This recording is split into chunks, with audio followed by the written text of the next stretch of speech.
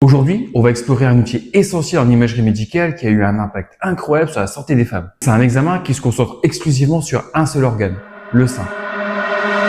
Mais d'abord, il faut comprendre comment fonctionne la mammographie. La mammographie utilise des rayons X à très faible énergie. Ces rayons sont spécialement calibrés pour détecter des petites différences de densité dans les tissus mous. Mais pourquoi est-ce que c'est important? Le sein est un organe souple, peu dense, et ce qui signifie que si on utilisait une radio standard, tout apparaîtrait sur différentes nuances de gris, ce qui rendrait l'interprétation très complexe. En revanche, la mammographie met en évidence des zones spécifiques. Par exemple, sur cette image, la zone blanche peut représenter le tissu glandulaire. Plus cette zone est blanche, plus la densité est élevée. Et une densité mammaire accrue peut masquer des petites anomalies, ce qui rend la détection d'une tumeur encore plus difficile.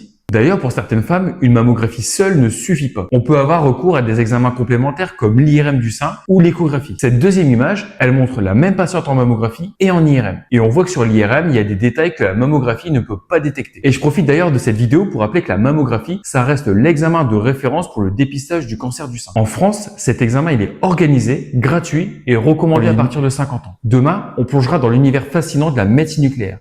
Une approche qui utilise la radioactivité pour traiter certaines maladies. Alors abonne-toi pour ne pas rater la suite. Allez, ciao!